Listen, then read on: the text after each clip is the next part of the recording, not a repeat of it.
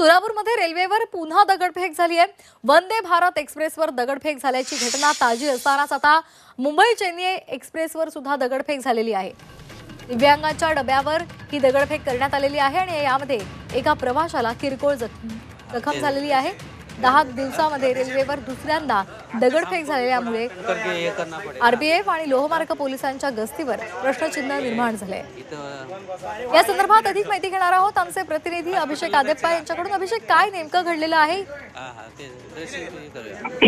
खरं तर 10 दिवसांपूर्वी मुंबई आणि सोलापूर वंदे भारत एक्सप्रेसवर अज्ञातांकडून दगडफेक झाली होती आणि त्या घटनेला 10 दिवस पूर्ण होत नाही तोपर्यंत आता पुन्हा एकदा मुंबई आणि चेन्नई एक्सप्रेसवर दगडफेक झाल्याचं आपल्याला पाहायला मिळत आहे। सोलापूर रेल्वे हद्दीमध्ये घटना घडल्याचं आपल्याला पाहायला मिळत आहे।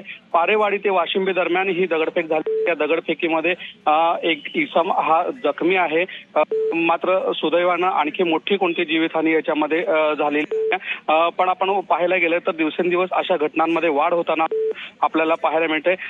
अशा प्रकारच्या घटना पूर्वी अनेक घडत होत्या, मात्र दरम्यानच्या काळात पूर्णपणे त्यावर नियंत्रण आलेलं होतं। मात्र पुन्हा एकदा लोहमार्ग पोलिसांच्या गस्तीवर प्रश्नचिन्ह निर्माण केला जातोय। घटना घडत असल्याने प्रवासी देखील काही प्रमाणात भयभीत होत असल्याचं पाहायला मिळत आहे। अगदी धन्यवाद आपण दिलेल्या या माहितीसाठी। 10 दिवसांमधली रेल्वेवरच्या दगडफेकीची ही दुसरी घटना आहे।